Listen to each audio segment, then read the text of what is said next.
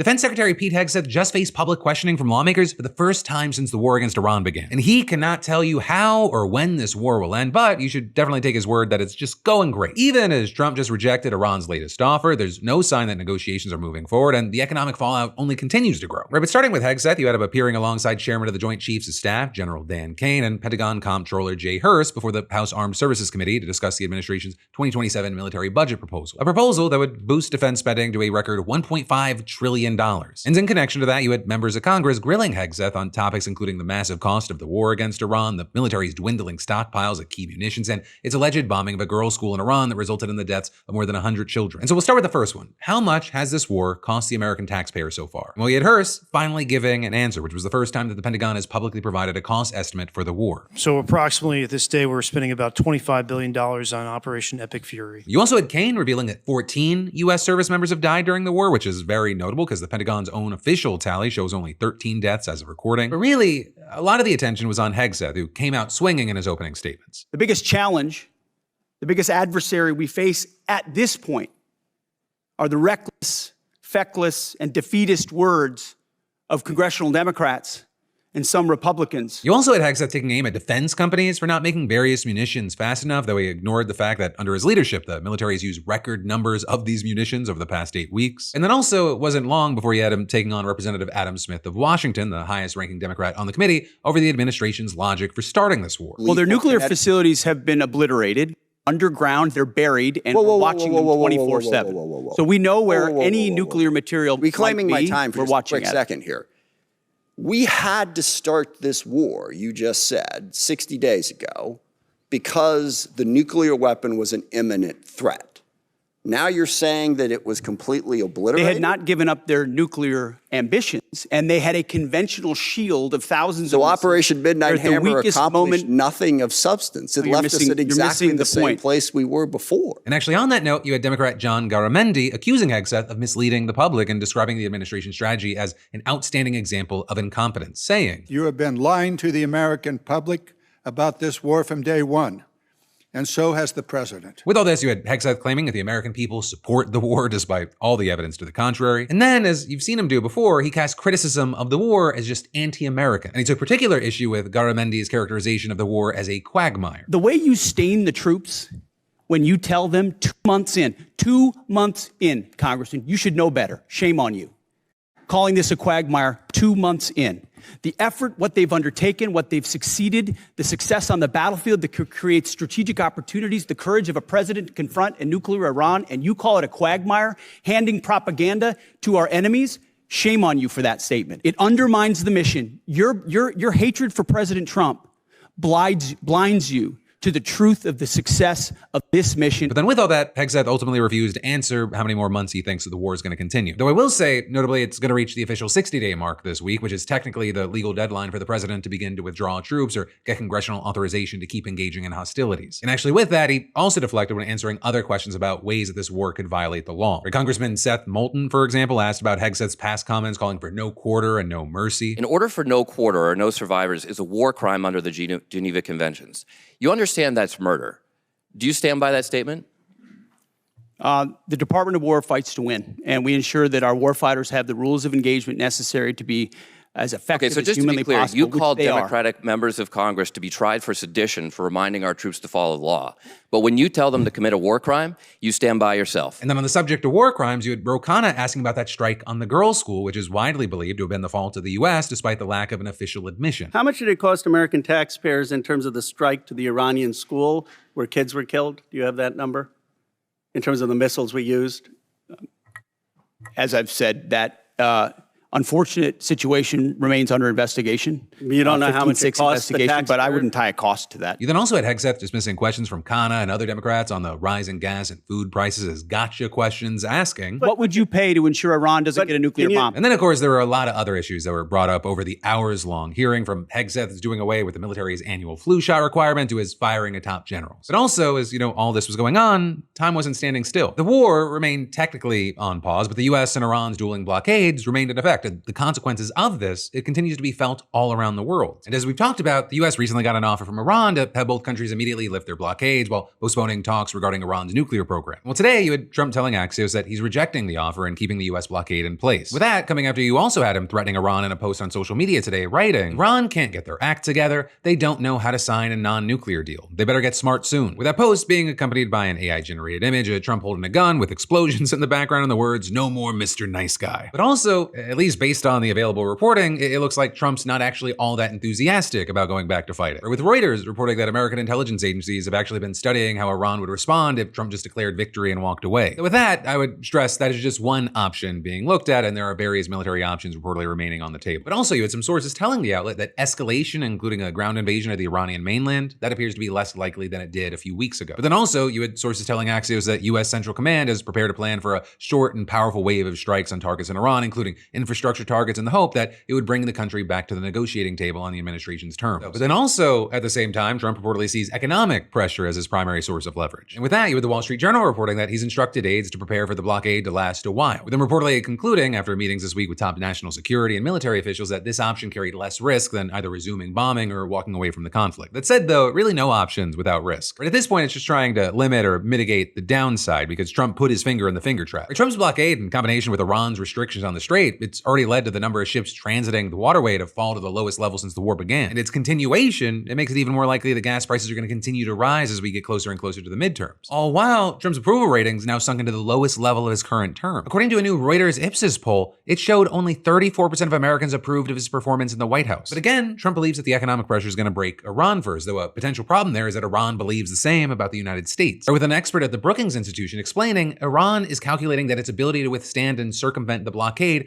outstrips the U.S. interest in preventing a wider energy crisis and potentially a global recession, and saying a regime that slaughtered its own citizens to silence protests in January is fully prepared to impose economic hardships on them now. And then, of course, with that, it's not just Iran. People in so many parts of the world are now facing economic hardship because of this war. At the closure of the strait, along with extreme weather, it's now led to crop prices reaching the highest point since 2023. And it's also a trend that might continue, with one analyst telling Bloomberg, if the conflict persists, it could add several percentage points to food inflation over the next 6 to 18 months. That's also as this could have major political implications in countries all around the world, especially in the hardest hit regions. The Philippines, for example, America's closest ally in Southeast Asia, and Indonesia, they recently agreed to a major defense partnership with the US. But both countries have faced massive demonstrations over corruption and the rising cost of living last year, and it's believed that rising food prices could breathe new life back into the protests. You had one analyst telling the Wall Street Journal, the possibility of parts of the population slipping back into poverty will only further raise the risk of mounting domestic unrest. And of course, with all of this, one of the most obvious things is that people are going to go hungry. And in fact, as we've talked about, the World Food Program's estimated that 45 million more people might go hungry because of this war. That's on top of the 318 million people already considered food insecure before the US and Israel attacked Iran in February. And today, you actually had the agency reporting that more than 1.2 million people in Lebanon are expected to face acute hunger this year due to what they call conflict, displacement, and economic pressures. And of course, while those are projections, it's also clear that these effects are already being experienced not only in Lebanon, but everywhere. You've had the International Rescue Committee, a major humanitarian organization, for example, claiming that shipping disruptions have prevented them from accessing $130,000 of supplies stuck in Dubai that are needed by 20,000 people in Sudan. You also have Save the Children estimating that every $5 increase in the price of oil leads to them spending an extra $340,000 a month on shipping, fuel, food, and medical supplies. Meaning this war could cost the charity an extra $27 million by the end of this year. So you now have these and other aid organizations calling for a humanitarian corridor to be opened through the Strait of Hormuz so that supplies can be delivered to millions of people in desperate need of them. But at least for now, it's not clear that there's any real momentum behind that proposal. But the next step from that, really quick,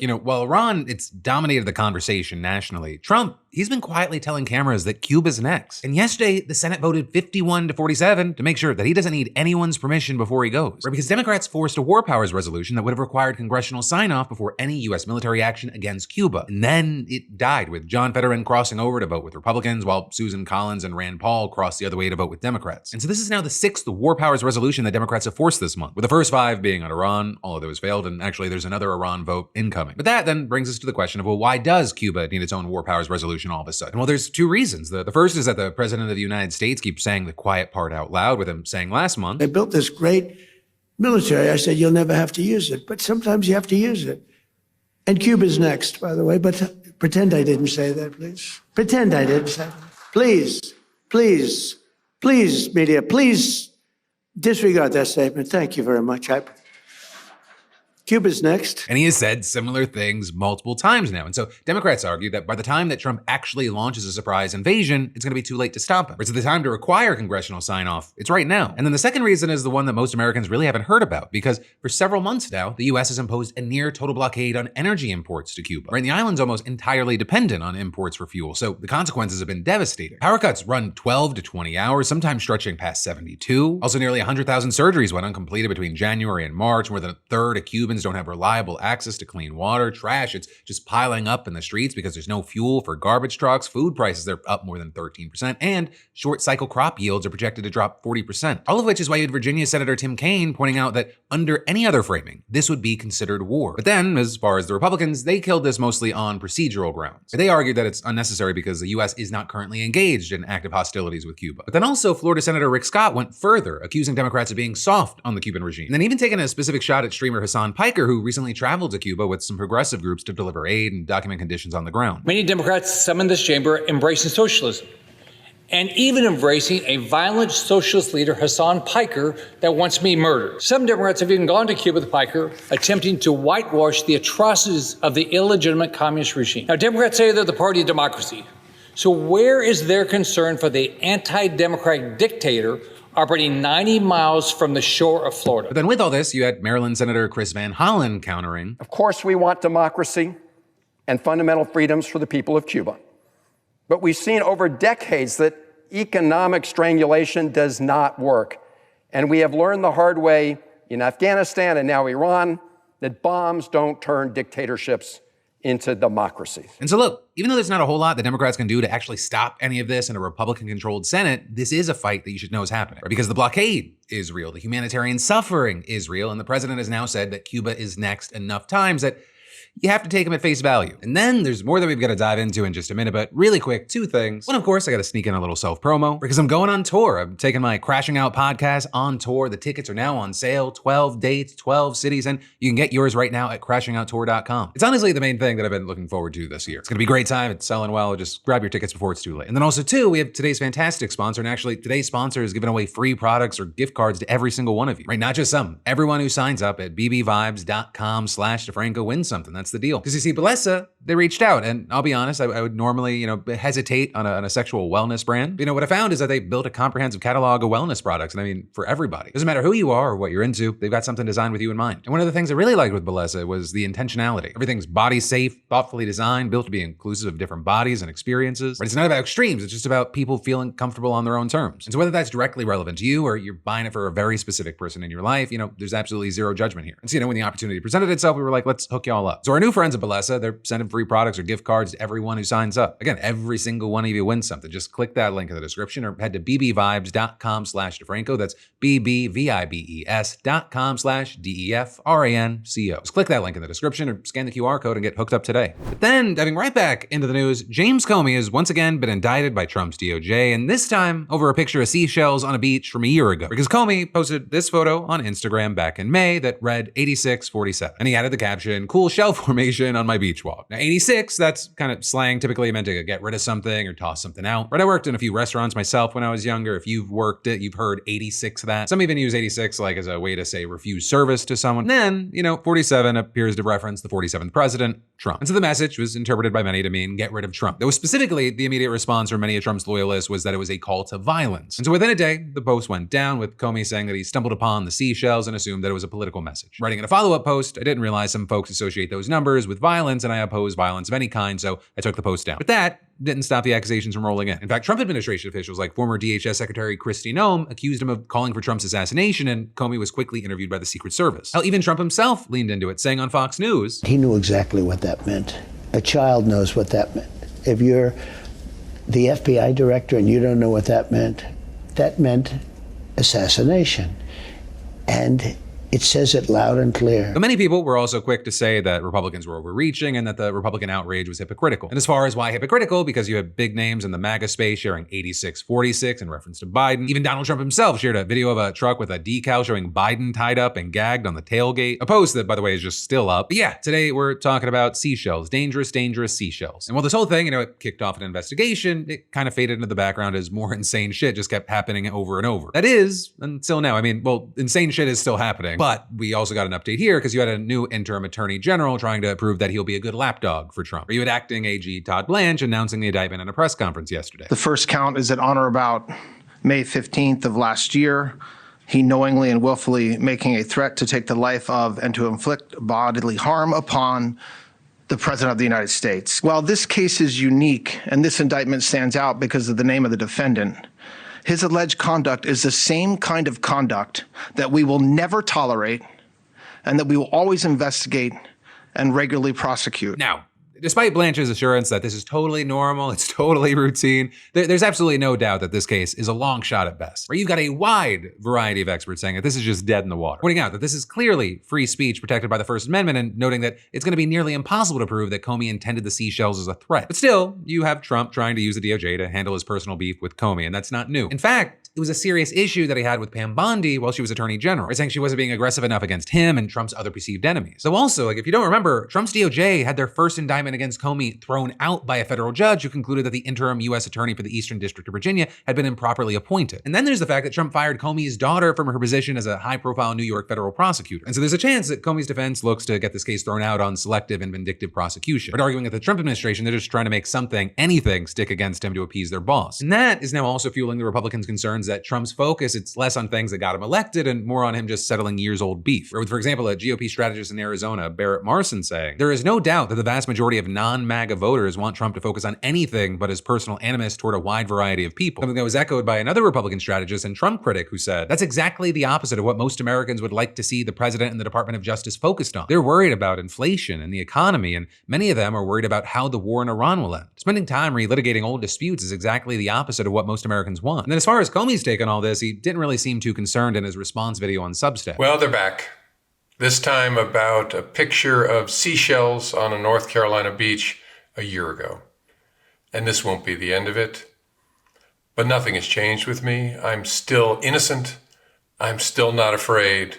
And I still believe in the independent federal judiciary, so let's go. So definitely something we're gonna have to keep eyes on, but also definitely not the only high-profile case we have to talk about today. Because the Supreme Court just effectively gutted what was left of the Voting Rights Act while also potentially giving Republicans nearly 20 more seats in the House for all future elections. Because this morning, the Supreme Court ruled 6-3 along ideological lines to strike down Louisiana's congressional map, arguing that it amounted to an illegal racial gerrymander. And notably, this case was started back in 2022 when Black voters and civil rights groups sued Louisiana over a post-2020 census voting map that had only outlined one majority Black district, despite the fact that 1/3 of the state's population is Black. And you had these groups arguing that the map violated Section 2 of the historic Voting Rights Act, which bans gerrymandering that undermines the power of minority voters. You know, there are two ways that racial gerrymandering is done. Either by one, concentrating targeted voters so that they compose the majority in just one district when it really should maybe be two, or two, dividing up large groups of minority voters among multiple districts to prevent them from really ever having a majority of the vote in any single boundary. This also requires states to be very careful when drawing maps, right? They need to consider race to a certain degree in order to ensure that minority voters have a say in electing the candidates of their choosing. But maps that are drawn too explicitly along racial lines violate the Equal Protection Clause of the 14th Amendment and the 15th Amendment's ban on racial discrimination in voting. And, at least until today, courts have used Section 2 to strike down district maps that weaken minority voting power, even without proof that maps were intentionally designed to discriminate against minority groups. That's been the standard for 4 decades, and so under that logic, a federal court ruled in favor of the plaintiffs in Louisiana and ordered the state legislature to draw a new map that added a second majority Black congressional district. So as a result, lawmakers created a map that allowed voters to elect Representative Cleo Fields, a Black Democrat, to flip the new district. Then, at the same time, the Republican-controlled legislature drew the district lines in a very janky way. They did it in part so it could create the majority Black district while still protecting the seats of key Republicans, including House Speaker Mike Johnson and House Majority Leader Steve Scalise. And so as a result, a group of self-described non-Black voters, backed by powerful conservative groups, filed a lawsuit claiming that the new map was itself a racial gerrymander because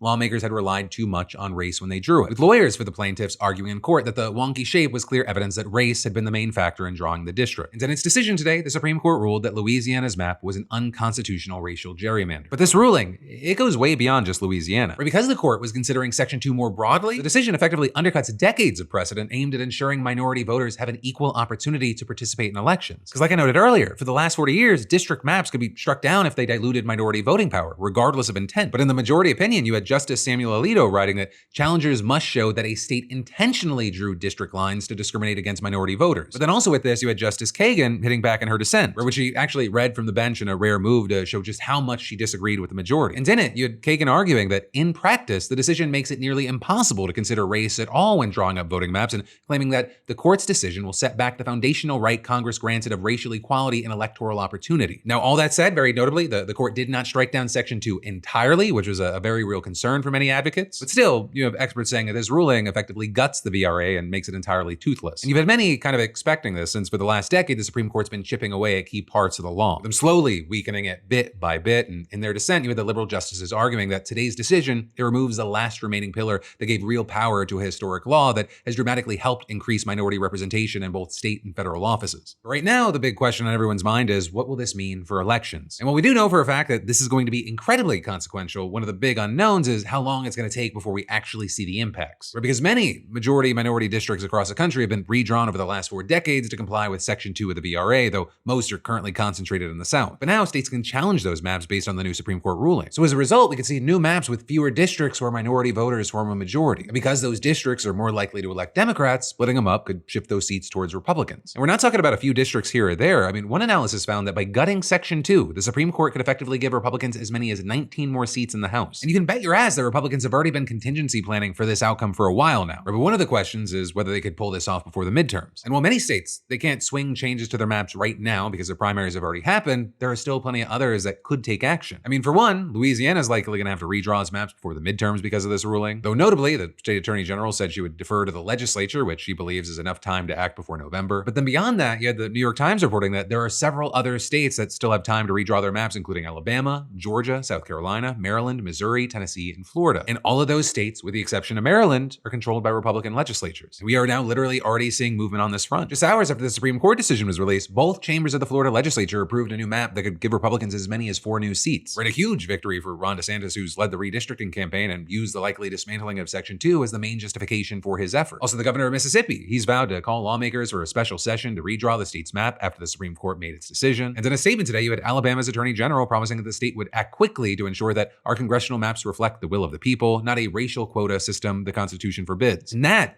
it's just a start. All over the country, we are seeing Republican leaders calling for viable states to act before the midterms. Right, but also, even if some states, they can't get together new maps before November, it's really just a matter of time. Very likely, they'll have them ready by 2028. And so the implications here for future elections, it's very scary for anyone that was kind of hoping to have a representative democracy. And very likely, we're just going to see states gerrymandering like crazy for power. Right? Because as we've seen with other things, if some states do it, then others have to respond, and it just keeps going. But then also today, you have the Supreme Court hearing arguments that could determine the fate of 1.3 million immigrants with temporary protected status, known as TPS. And while the attorneys, they specifically argued for Haitian and Syrian immigrants, there were really 2 key questions in front of the court. First, did DHS Secretary Kristi Noem follow the right legal process to end their protections? And second, does anyone even have the right to question her decision in court? Because you see, the TPS program, it was created without any built-in way to challenge decisions about who gets protected or who has their protection revoked. So to even bring this case, the attorneys had to argue not just about the substance of the decision, but about how Noem made it. I would argue, Your Honor, that in a context where there's no review on the substantive determination,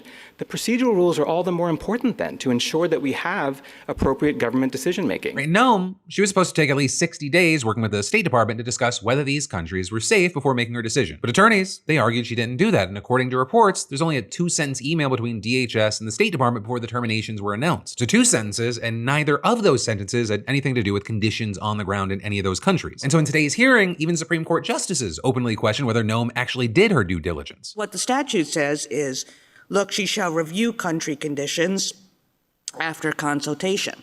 And if she decides, I don't feel like consulting, and more to the point, I don't even feel like reviewing country conditions, is it really feasible that Congress meant for those decisions to be unreviewable? And that matters because Noem cleared Syria for deportation almost a year after their civil war officially ended. But 3 months after she made that decision, the State Department itself was still warning about serious threats of terrorism, kidnapping, and armed conflict in Syria. Her own administration's State Department was contradicting her in real time. And then you had the same story for Haiti. She claimed that they had fixed the issues stemming from the 2010 earthquake that originally led to their protected status. But Haiti is currently drowning in gang violence. You had the Washington Post speaking to one immigrant who said, "They are going to kill me. That's what happens in Haiti." And then you had another woman paying a monthly bribe to a gang gangs so they don't burn her parents' house down. Another said that he doesn't know if he'll have reliable health care if he's deported because his own doctor fled Haiti for the same reasons he did. Right? And these aren't just random abstract risks. These are people who fled a country, then built lives here, and now might be sent back to be killed. The DHS officials, they keep saying that these protections are contrary to our national interests and that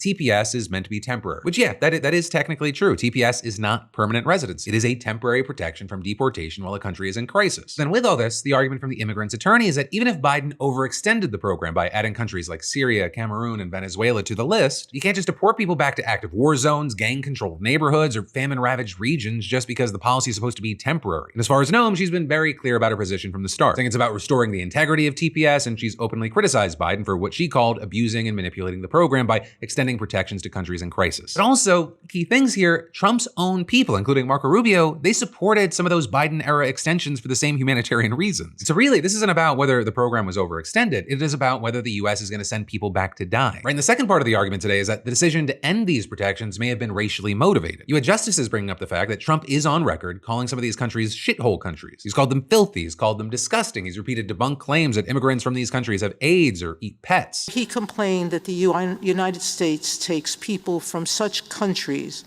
instead of people from Norway, Sweden, or Denmark. I don't see how that one statement is not a prime example of the Arlington example at work and showing that a discriminatory purpose may have played a part in this decision. And again, it's not just Haiti and Syria. There's more. She cut 11 other countries from the TPS list last year. I mean, with Venezuelans alone, around 350,000 immigrants lost protection. Reports have called it the largest single action stripping any group of non-citizens of immigration status in modern US history. When you look at the reasoning, you have a lot of experts saying it doesn't seem solid. More and more saying that the questions about racial motivation, it starts looking less like an accusation and more like a reasonable hypothesis the longer you look at it. I've also announced a permanent pause on third world migration, including from hellholes like Afghanistan, Haiti, Somalia, and many other countries.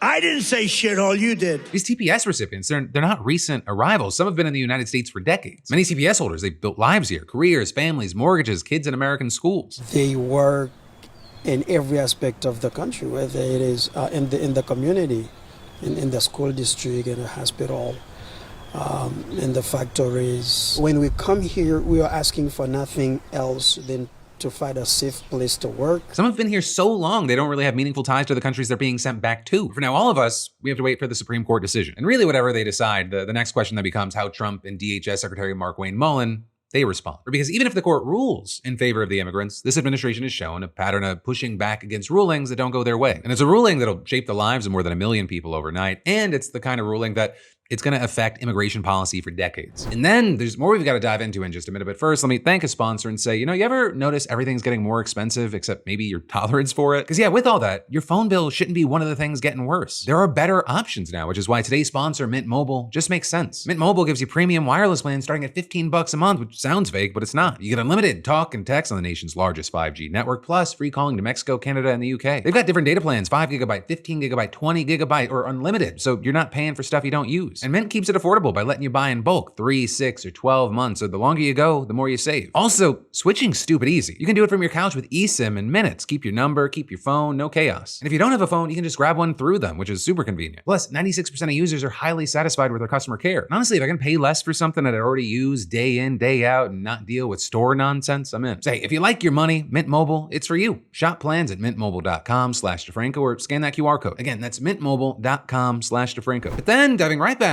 into the news, we should talk about how the White House just fired all 22 members of the National Science Board. Every single one of them, effective immediately. And this is a board that's existed since 1950, right? Its job is to oversee the National Science Foundation, which funds research in science, math, engineering, and other fields at colleges, universities, and research institutions across the country. Its board members are appointed by the president in staggered 6-year terms by design so that no single administration can clear out the entire board at once, but the Trump administration just did it anyway. Right? And this is a board that exists because Harry Truman, when he created it, said, Our ability to survive and grow as a nation depends to a very large degree upon our scientific progress. And the idea was actually a pretty simple one. America's health, economy, national security, and global standing all depend on staying at the front of scientific research. And so this board, it was built to be insulated from political pressure. Again, you had bipartisan appointments, staggered terms, right? The whole structure, though, it just got blown up. And the way it went down is that the 22 members just got an email with one paragraph saying, on behalf of President Donald J. Trump, I'm writing to inform you that your position as a member of the National Science Board is terminated, effective immediately. Thank you for your service. That was it. No explanation, no advance notice, no transition plan, no interview. Just thank you for your service. Don't let the door hit your ass on the way out. Though the Trump White House has since tried to explain itself to the press, citing a 2021 Supreme Court decision that, in their words, raised constitutional questions about whether non-Senate confirmed appointees can exercise the authorities that Congress gave the National Science Board. With the spokesperson adding, we look forward to working with the Hill to update the statute and ensure the NSB can perform its duties as Congress intended. The National Science Foundation's work continues uninterrupted. Now, that legal argument, it might have some merit depending on how you read the case, but the way you handle a constitutional question about an entire scientific oversight body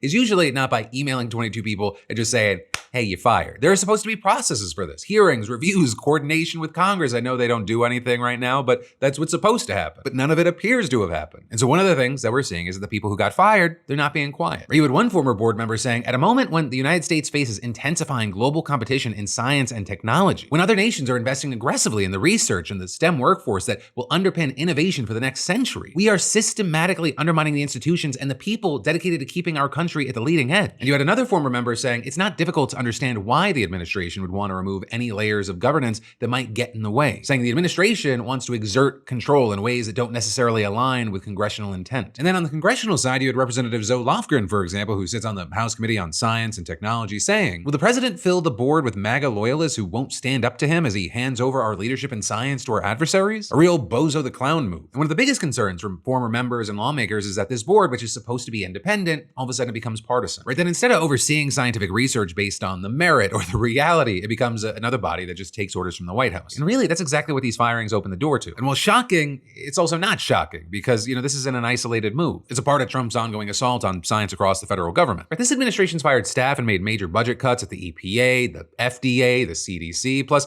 a long list of additional research and regulatory agencies. It's why you've been seeing these now former members telling reporters they're not surprised, they've been expecting this for a while. But also, just it not being surprising doesn't make it okay, especially because the overarching effect of all this is it puts America in a worse position. We're dismantling America's scientific research infrastructure. Meanwhile, China, they're pouring billions into theirs. Well, of course, it's always important to look toward the next election. This isn't a situation that you recover from in months. Top people and researchers leave, funding pipelines collapse, promising scientists go to other countries that are investing, universities lose grant capacity. The damage compounds. And unfortunately, with things like this, by the time that anyone truly realizes how bad it's gotten, you have 75 years of progress just gone. But that right there, my friends, you beautiful bastards, is the end of your Wednesday Philip DeFranco show. Though some final things. Again, I'm going on tour. I would love to see you. You can get tickets at crashingouttour.com. 12 dates, 12 cities. Going to be fantastic. But then also, in the meantime, you can watch today's brand new episode of Crashing Out. A new episode went out today, like always on Wednesday. It's a great time, a cathartic time. Would love to have you there. You can click or tap. I got links in the description. But of course, as always, thank you for watching. I love yo faces, and I'll see you right back here tomorrow. Alex, it happened again. Someone tried to kill the president of the United States. Out of how many presidents we've had, none of them else have ever had to look directly into the camera and say, I'm not a pedophile. Kash Patel's girlfriend was hiding in a room with another man who was holding her hand. He looked like he was waiting for an Uber. Louise Lucas. Everything is her going for a haymaker. She posted a picture that just said, I fill my bong with Republican tears. How the fuck do you cheat on Megan Thee Stallion? We just do a PowerPoint presentation about why we hate Klay Thompson. New episodes every Wednesday.